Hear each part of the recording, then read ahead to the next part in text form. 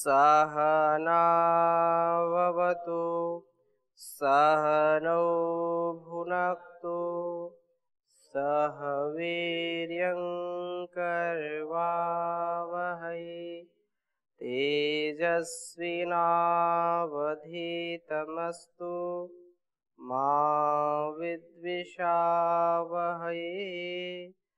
ओम शांति शांति शांति।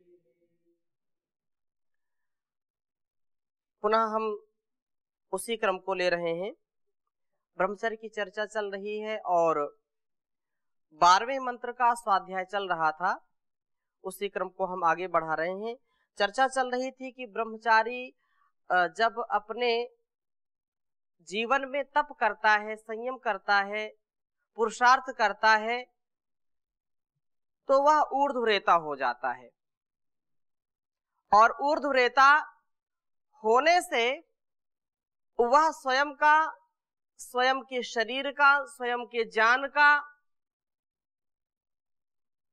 स्वयं के सामर्थ्य का उत्कर्ष करता है, उसको सतत बढ़ाता रहता है, जिससे लोक कल्याण करता है। परमार्थ के लिए, परोपकार के लिए जीवन को समर्पित करता है। जैसे पृथ्वी से वाष्प रूप में जल ऊपर जाता है अंतरिक्ष में और पुनः इसी को संतृप्त करता है, वैसे ही ब्रह्मचारी अपने जीवन को ऊर्ध्व गमन की ओर बढ़ाता रहता है, अधो गति को प्राप्त नहीं होता है। तो ये आचार्य कह रहे हैं कि जो ब्रह्मचारी इस तपस्या और अपने संयम से इसको बढ़ाता है तो उसकी सामर्थ्य सतत बढ़ती रहती है, जिससे वह दिव्य और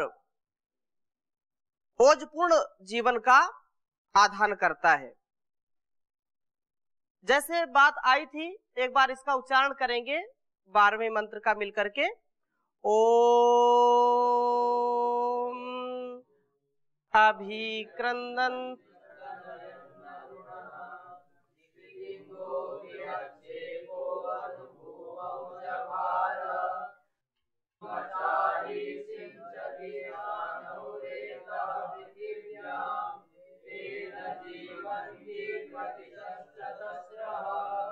तो यहाँ पर ये विशेष बात कही कि यह वृहच्छेपो अनुभूमौ जभार ब्रह्मचारी सिंचति सानौरेतः। अभिक्रंदन, अभिक्रंदन कड़कता हुआ, जैसे बादल गरजता है, कड़कता है, तो हमारा जो अस्तित्व है वह मानो एक दिव्य वाणी को लेकर के, सच्चे हृदय से जो बात निकलती है वह ओजपूर्ण वाणी, दिव्य आवाज के अर्थ में कहा कि वह शब्द को करता हुआ, अर्थात अभिक्रंदन में शायद पार्थिव भाव अभिप्रेत है और स्तनयन विद्युत के विशेष प्रभाव के कारण होने वाले दिव्य आवाज के अर्थ में कहा गया है। अधिभूत में ब्रह्मचारी लोग जहां अपनी स्थूल वाणी से गरजते हैं, वहां वे उससे भी अधिक बल वाली, उसके भी आधार में विद्यमान अपनी मानसिक वाणियों की हृदय भेदक प्रबल गर्जनाओं से भी बोलते हैं। और अध्यात्म में इस वृष्टि के साथ 2 प्रकार के शब्द होते हैं, उन्हें नाद और ध्वनि नाम से कहा जाता है। इसी तरह मंत्र में जो मेघों को या ब्रह्मचारियों को अरुण आरोचमान चमकता हुआ तथा शितिंगा धुंधला श्याम कहा गया है, वह भी देव और पृथ्वी के उनके शरीर पर सम प्रभाव को सूचित करने के लिए है। बादल तो सफेद और काले होते ही हैं, पर ब्रह्मचारी भी दिव्य तपस्या के कारण तेजस्वी तथा भौतिक शरीर तप के कारण कुछ श्यामल हो जाते हैं। तपस्या से गोरा शरीर हो सकता है सांवला हो जाए, लेकिन उसकी तप में कोई कमी आती नहीं है। चाहे गोरा हो या सांवला हो, उसका तेज प्रकट होता है, वह तेजस्वी होता है। जैसे काले काले बादलों के बीच में जब बिजली चमकती है तो वो काले बादल भी बहुत ही सुशोभित होते हैं। सुशोभित होते हैं कि नहीं?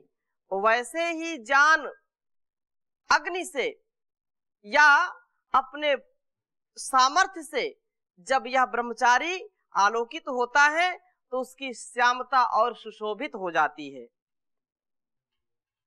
और आगे कह रहे हैं कि बादल तो सफेद और काले होते हैं, परंतु ब्रह्मचारी भी तपस्या के कारण कभी कभी तेजस्वी और भौतिक शरीर से श्यामल हो जाते हैं। एवं आध्यात्म ब्रह्मचारी के हृदय में जो द्यावा पृथ्वी के विरोधी गुण की महान समता होती है, उसके कारण उसे भी अरुण और क्षितिज कहा गया है। अस्तु, इस प्रकार देव और पृथ्वी की समता के कारण आधिदैविक जगत के हृदय में, आंतरिक समुद्र में या आदि भौतिक जगत के हृदय में या ब्रह्मचारी की आत्मा में ऐसा महान बल आ जाता है कि वह बृहत शेप हो जाता है, महान प्रभाव वाला हो जाता है। और जब वह इस शरीर पर या इस स्थूल जगत पृथ्वी या पृथ्वी के प्राणी जगत पर कृपा दृष्टि करता है तो अपनी ओज वृष्टि द्वारा शरीर के कोने कोने को या अपनी जल वृष्टि के द्वारा पृथ्वी के चारों दिशाओं को, पृथ्वी के सब प्राणियों को जीवन से आप्लावित कर देता है।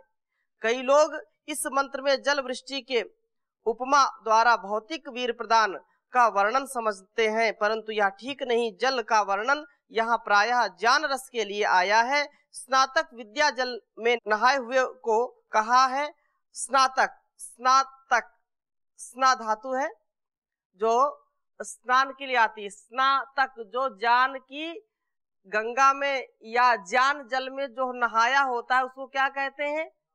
स्नातक कहते हैं। तो विद्या जल में जो नहाता है, जान जल में जो नहाता है, वो स्नातक कहता है। तो समुद्र का अर्थ जान समुद्र है इत्यादि हम देख चुके हैं और आगे भी इस सूक्त में देखेंगे। परंतु इससे भी मुख्य बात यह है कि इस सूक्त में जिस जन्म व जीवन का वर्णन है वह विद्या से होने वाले जन्म व जीवन का है। तीसरे मंत्र में गर्भाधारण और बच्चा मतलब किसी संतान को उत्पन्न होने का वर्णन कितना स्पष्ट है, पर उसका अर्थ भौतिक गर्भ या भौतिक जन्म कोई भी नहीं करेगा। ब्रह्मचारी के इस प्रकरण में दूसरे प्रकार के मानसिक व ज्ञानमय जन्म का, जीवन का ही वर्णन संभव है।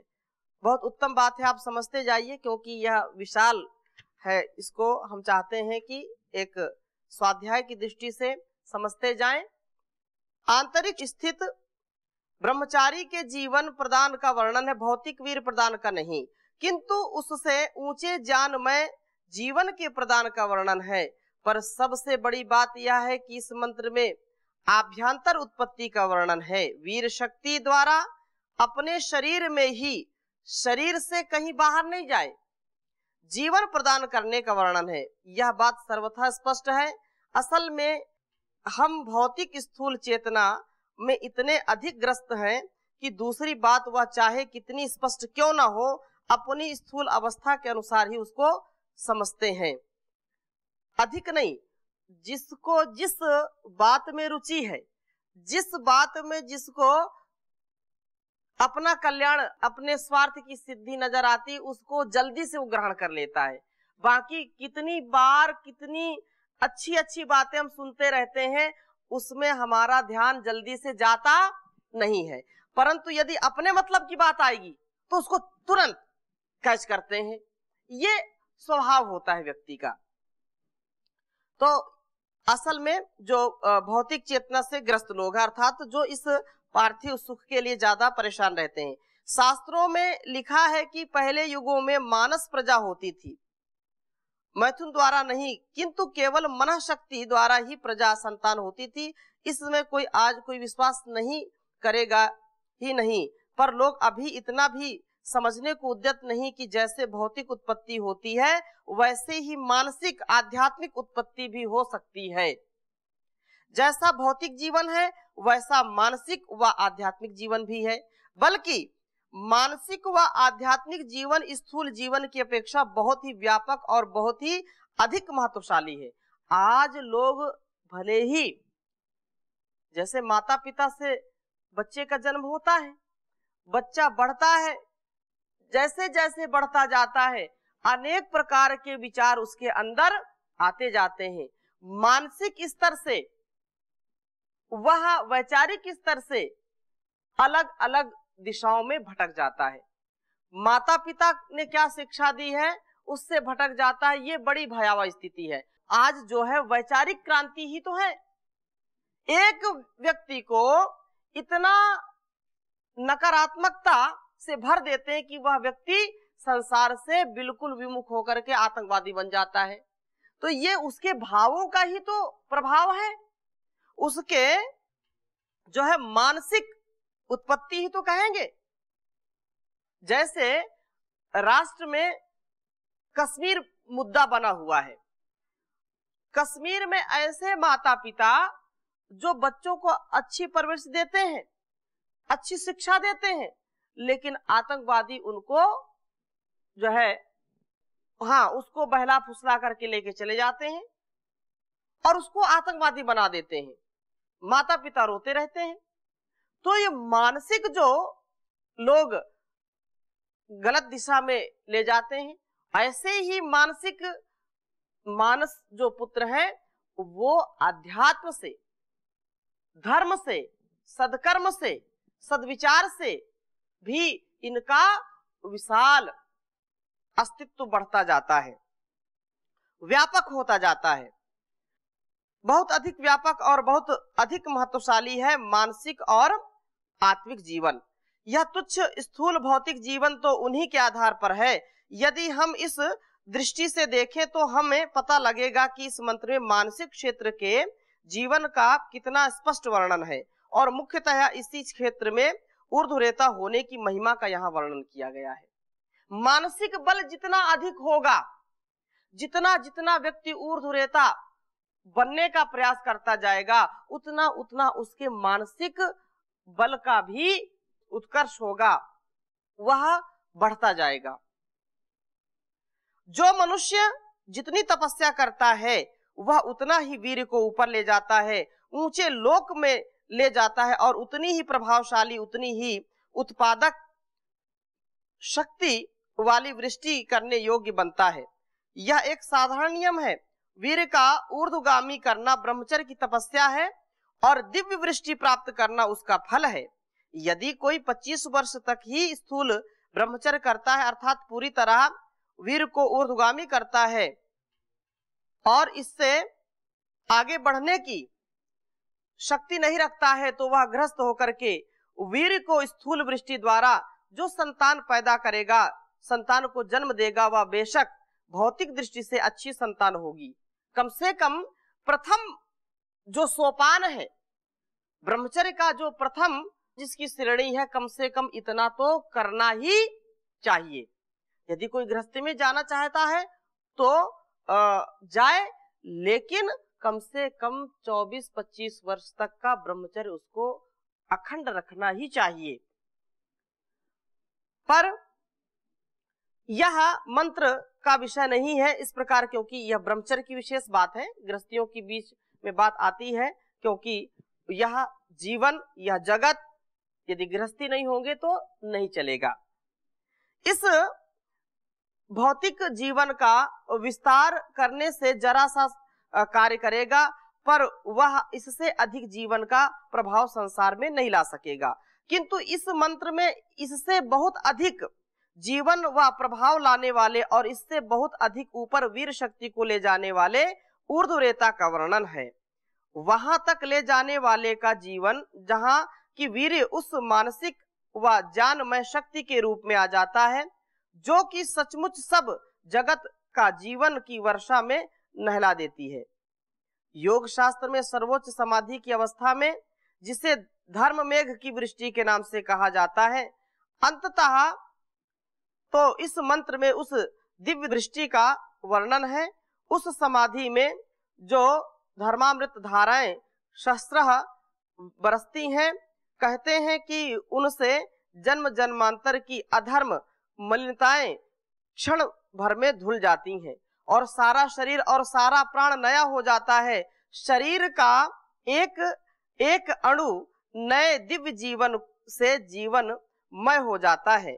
वह धर्ममेघ की वर्षा शरीर के सानु उन्नत प्रदेशों को, सानु रेता आया है ना इसमें, तो वह सानु उन्नत प्रदेशों अर्थात प्राण केंद्रों पर होती है। वहां से यह जीवन शक्ति अपने मार्गों द्वारा शरीर के एक एक अणु तक पहुंच जाती है। इसीलिए व्यास जी ने ब्रह्मचर्य की प्रतिष्ठा होने की अवस्था में होने वाली सिद्धि का वर्णन करते हुए कहा कि अप्रतिघान गुणान उत्कर्षति, अर्थात जिसका प्रतिघात नहीं हो सकता, ऐसी अणिमा लघिमा आदि अलौकिक शारीरिक सिद्धि के गुणों द्वारा वह अत्यंत ऊंचा उठ जाता है। इस वृष्टि के समय जो नाद और ध्वनि अभिक्रंदन और स्तयन होते हैं, स्तयन वे वही की बातें हैं, उनका यहाँ क्या वर्णन किया जाए। पर यह वृष्टि तभी होती है जबकि उत्कर्ष प्राप्त करते हुए योगी का वीर नाना विधि दिव्य शक्तियों में परिणित होता हुआ बहुत ऊपर पहुंच जाता है।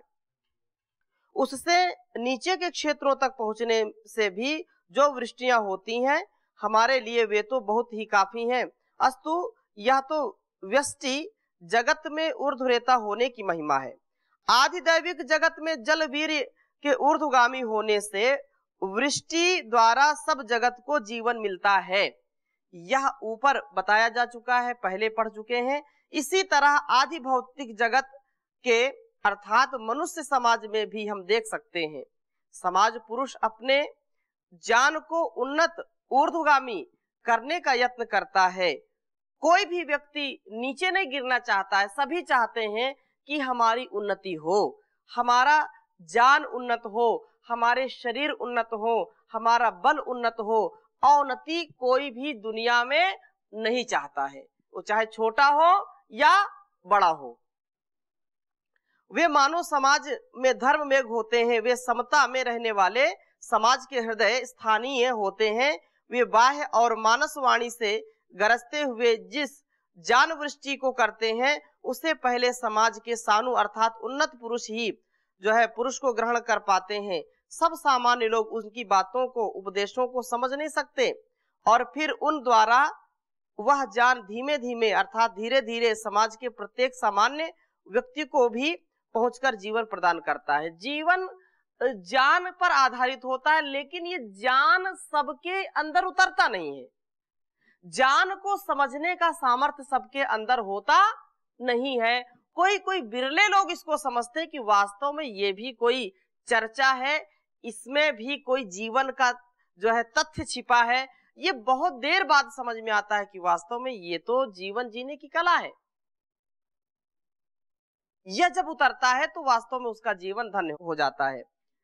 तो इस प्रकार इस वेद मंत्र में समता में स्थित ब्रह्मचारी का वर्णन है, जगत रूपी आधिदैविक ब्रह्मचारी का वर्णन है, जो कि अंतरिक्ष में ठहरकर पृथ्वी स्थूल शरीर को जीवन युक्त करता है। व्यष्टि जगत रूपी व्यक्तिक ब्रह्मचारी का वर्णन है, जो कि हृदयस्थ होता हुआ अपने शरीर में अणु अणु को जीवन वृष्टि देता है।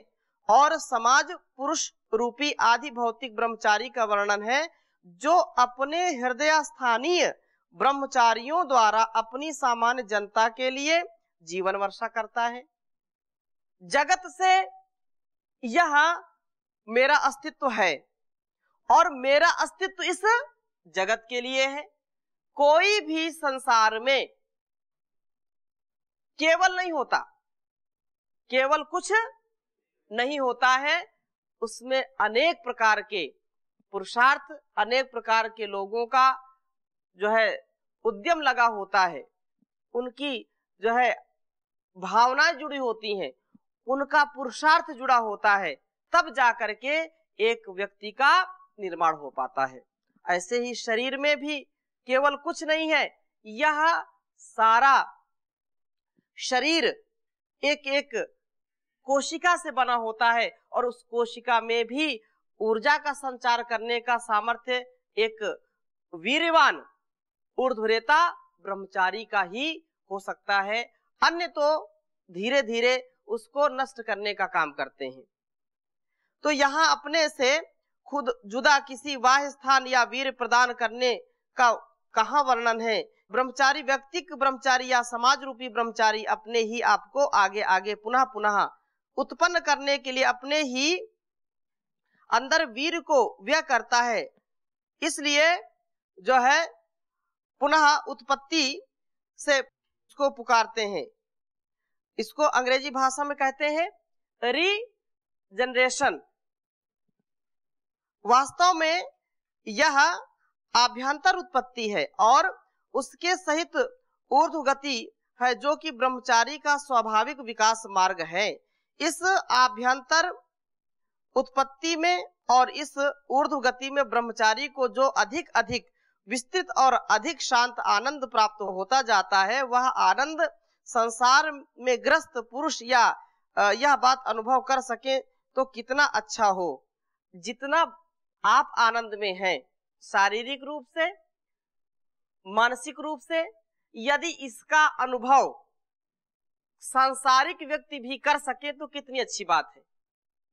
आप जब घर पर थे या हम थे तो जितना आनंद यहाँ सुबह से शाम तक है, जितनी संतुष्टि, जितना संतोष यहाँ है, क्या लोक में है? तो उस ब्रह्मचर्य का जो पालन करता है, जो ऊर्ध्वरेता होता है, उसको यह अनुभव होता है। ऐसा अनुभव यदि लोक के लोग भी कर पाएं तो कितना अच्छा हो। यद्यपि ऐसे सब नहीं है, सैकड़ों हजारों लोग ऐसे हैं कि जिनका जीवन विशुद्ध रूप से ब्रह्मचर्य से युक्त होता है और वो अच्छा जीवन जीते हैं।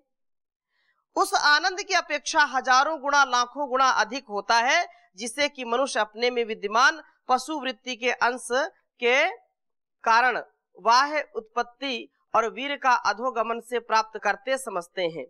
कहने का आशय ये कि जो छोटे छोटे भोगों में, क्षणिक सुखों की चाहना में अपने आप को बहा देते हैं, अपने आप को नष्ट कर देते हैं, उससे हजार गुना, लाख गुना आनंद, सुख और सतत रहने वाला सुख एक ब्रह्मचारी, जितेंद्रिय, संयमी ऊर्ध्वरेता को प्राप्त होता है। तो चुनाव तो आवश्यक है। आपको क्या चुनना है यह आप समझिए। जीवन में हमारा यह उद्देश्य होना चाहिए कि जो हमारे लिए कल्याणकारी है, ये जो हमारे लिए वेद की वाणी है, इसका हम आधान करें, तभी हमारा जीवन महान बनेगा। और संसार में पड़े लोगों को यदि यह भी मालूम हो जाए कि तो कितना अच्छा है कि इस आभ्यंतर उत्पत्ति और उस सहित ऊर्ध्व गति में कोई मनुष्य या कोई समाज, यह हमारा जगत यहाँ कहिए परोपकार करने के इस समय की अपेक्षा बहुत बहुत अधिक योग्य हो सकता है। इसका कारण स्पष्ट है कि सच्ची शक्ति और सच्चा जीवन ऊपर से होने वाली वृष्टि से ही प्राप्त हो सकता है। जब तक ऊपर से वृष्टि नहीं होगी, अर्थात व्यष्टि से समष्टि, पहले हम अपने आप को तैयार करें और वह तैयार ऊर्ध्वरेता होने पर ही हम बन सकते हैं। हमारा स्वयं का जब मस्तिष्क अच्छा होगा, हमारा स्वयं का शरीर जब अच्छा होगा, तो हम संसार को ज्ञान दे सकते हैं, उसको उत्साह दे सकते हैं, उसकी सेवा कर सकते हैं। और हम स्वयं जब चल नहीं पा रहे हैं, स्वयं हम बुद्धि से पैदल हैं, तो हम दूसरों को बुद्धि कैसे दे सकते हैं। लेकिन ये बात आज जो है लोग तो देते हैं, स्वयं चाहे उसका आचरण ना करें, पर उपदेश कुशल बहुतेरे, स्वयं उसका आचरण नहीं करते हैं, लेकिन दूसरों को शिक्षा देने के लिए पहले से पहले तैयार रहते हैं। तो सच्ची शक्ति और सच्चा जीवन ऊपर से होने वाली वृष्टि से ही प्राप्त हो सकता है। और यह बात बताई जा चुकी है कि हम जितने अंश में वीर को ऊर्ध्वगामी कर सकेंगे उतने ही अंश में दिव्य वृष्टि और दिव्य जीवन को पा सकेंगे। बहुत उत्तम बात यह है। तो यह नियम सब शरीरों सब जगतों में काम कर रहा है। आहा, देखो यह आदि भौतिक आदि दैविक जगत भी अपने जल वीर को ऊर्ध्वगामी करने के कारण वृष्टि पाकर के अपनी पृथ्वी अर्थात शरीर को जीवन से भरपूर कर रहा है। आदि भौतिक जगत भी अपने ब्रह्मचारियों द्वारा जान जीवन पाकर के प्रफुल्लता पा रहा है और जी रहा है। और ये ब्रह्मचारी अपने व्यष्टि जगत में भी ऊर्ध्वरेता होने के कारण धर्म मेघ तक की वृष्टि को पाकर अपनी पृथ्वी अर्थात स्थूल शरीर तक के अणु अणु को दिव्य जीवन से आप्लावित कर रहे हैं। तो हे प्राणी, मनुष्य जन्म पाकर तू ऊर्ध्वरेता होने का यत्न क्यों नहीं करता? अभी तक जो हुआ सो हुआ। जैसे हम यहाँ आकर के अपने जीवन को बदल लिए, ऋषियों के जीवन से हम अपने आप को ओतपोत कर रहे हैं, हमारे अंदर भी ऋषित्व घटे। तो ऐसे ही वे युवक युवतियां, वे माता पिता, वे पति पत्नी इस बात को हमेशा ध्यान रखें कि यदि दिव्य जीवन जीना चाहते हैं, दिव्य जीवन से उत्प्रोत होना चाहते हैं, अपने परिवार, अपने समाज का, अपने राष्ट्र का कल्याण करना चाहते हैं, तो जितना हो सकता है उतना अपने जीवन में ब्रह्मचर्य का पालन करें और ऊर्ध्वरेता बनने का प्रयास करें। भोग में अपने जीवन को ना बहाएं, ये क्योंकि भोग के लिए जीवन नहीं है। योगमय जीवन होगा तो यह राष्ट्र भी योगमय होगा। तो ऐसा यत्न करना चाहिए। याद रखें कि तू जितना वीर को ऊर्ध्वगामी करेगा उतना ही तू उत्कर्ष को प्राप्त होगा, उतने ही दिव्य वृष्टि के कारण तुझे प्राप्त होंगे। इसमें जरा भी जो है ज्यादा नहीं, अर्थात जितना जितना हम अपने आप को तैयार करेंगे उतना उतना ही हम लोक का कल्याण कर सकते हैं। तो ऐसे लोक कल्याण की भावना से, आत्म कल्याण की भावना से हम सदा ओतप्रोत रहें और ऐसा बनने का हम सभी प्रयास करें। तो आज इन्हीं संकल्पों के साथ यहीं पर विराम करते हैं। आगे 13वें मंत्र को हम पुनः स्वाध्याय में लेंगे। ओम शांति शांति शांति।